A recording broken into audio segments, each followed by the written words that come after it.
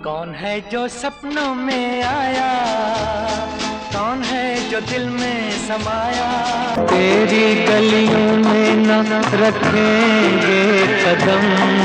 आवाज दे के हमें तुम बुलाओ, पत्थर के सनम तुझे हमने आने से उसके आए चकोरी की प्रेम कहानी, प्रेम कहानी। मेरे दोस्तों, मैं सलीम अहमद। मेरे लिए इस वीडियो को मत देखना प्लीज़। आप अगर इस वीडियो को देखना चाहते हैं तो मोहम्मद रफ़ी साहब के लिए देखिए, लाइक कीजिए, शेयर कीजिए, कमेंट कीजिए। दोस्तों, जुलाई का महीना लग चुका है। आज 1 तारीख है, कल 2 तारीख होगी, ऐसे ही करके तारीखें बढ़ती चली जाएंगी। 31 तारीख आएगी, 31 जुलाई आएगी और दोस्तों आंसुओं की बरसात शुरू हो जाएगी। 31 जुलाई क्या है? 31 जुलाई वो दिन है जब मोहम्मद रफ़ी साहब इस दुनिया को हमेशा के लिए छोड़कर चले गए थे और छोड़ गए थे अपने पीछे लाखों करोड़ों लोगों को रोता हुआ, जिसमें उनका परिवार भी था और उनके चाहने वाले भी थे। दोस्तों, यही वो दिन है जिस दिन मोहम्मद रफ़ी साहब अपने स्टूडियो की तरफ गए थे गाना गाने के लिए। घर से बीवी को बोलकर गए थे कि मैं जा रहा हूँ, गाने की रिहर्सल करनी है। रफ़ी साहब को इस बात का शायद एहसास हो गया था। उस दिन उनके चेहरे पर थोड़ा सा दुख था और थोड़ी सी तकलीफ़ थी, लेकिन वो अपने काम के प्रति इतने ईमानदार थे कि उन्होंने ना तो परिवार को देखा, ना घर को देखा और गाने की रिहर्सल करने के लिए चले गए। दोस्तों, उन्होंने गाने की रिहर्सल भी पूरी नहीं की थी कि सीने में दर्द उठने लगा और घबराहट होने लगी।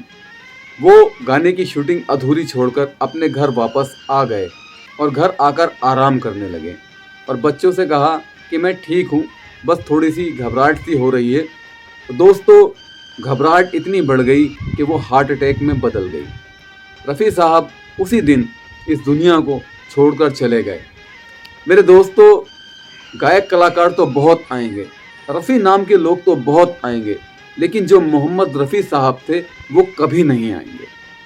आज भी लोग उन्हें उसी तरह से याद करते हैं जैसे पहले किया करते थे। उनकी कब्र पर 31 जुलाई के दिन मेले लगते हैं। दोस्त, उनके चाहने वाले दुनिया भर से, बड़ी दूर दूर से आकर उनकी कब्र पर फूल चढ़ाते हैं। इतनी मोहब्बत, इतनी चाहत क्यों किसी की? क्योंकि मोहम्मद रफ़ी साहब सिर्फ एक गायक कलाकार ही नहीं थे, एक बेहतरीन इंसान भी थे। उन्होंने अपने फिल्मी कैरियर की शुरुआत जब की थी तो वो एक कलाकार थे, एक्टर भी थे, लेकिन उनकी एक्टिंग को लोगों ने पसंद नहीं किया। जब उन्होंने गाना गाया तो उनकी गायकी को लोगों ने बहुत पसंद किया। इतना पसंद किया कि रफ़ी साहब के गाने रातों रात हिट हो गए। होते भी क्यों ना दोस्तों, ये वो आवाज़ थी जो स्पेशल थी। आज तक इस आवाज़ का कोई तोड़ नहीं निकला।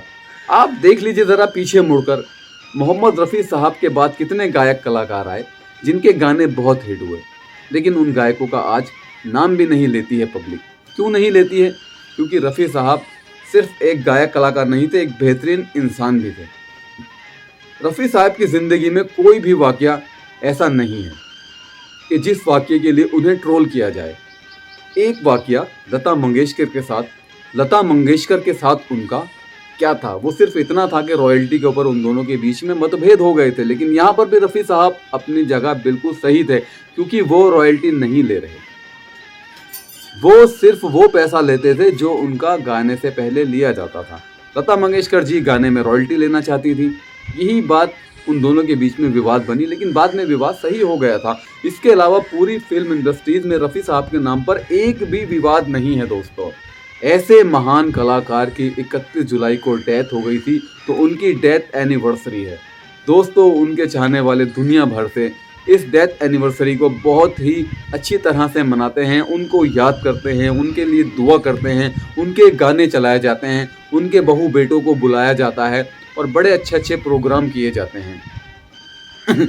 बहरहाल, इस महीने मैं आपके सामने रफ़ी साहब से जुड़े हुए किस्से लाता रहूँगा और आप लोग भी कमेंट करके बताते रहिएगा कि आपको किस्से कैसे लगते हैं। फिलहाल इस वीडियो में मैं आपसे बस इतना जानना चाहता हूँ, क्या रफ़ी साहब के गाने आपको पसंद हैं? रफ़ी साहब आपको कैसे कलाकार लगते हैं? और रफ़ी साहब ने इंसानियत की जो मिसाल कायम की है, इनके अलावा किसी और गायक कलाकार ने ऐसी कोई मिसाल कायम की है? मैं आपसे जानना चाहता हूं दोस्तों। इस महीने आप मुझे वीडियो भेजेंगे या फिर आप मुझे कमेंट करके बताएंगे, मैं आपको नंबर प्रोवाइड कर दूंगा। मैं आपसे जानना चाहता हूं कि आपके किस्से कैसे हैं जो आपने रफ़ी साहब के साथ वक्त गुजारा है या उनसे बात की है या उनके गाने सुने हैं, आप साझा कर सकते हैं। फिलहाल वीडियो अगर आपको अच्छा लगा हो तो लाइक, शेयर और कमेंट कर दीजिएगा। मैं इस वीडियो की पूरी एक किस्त आपके सामने लेकर आने वाला हूं।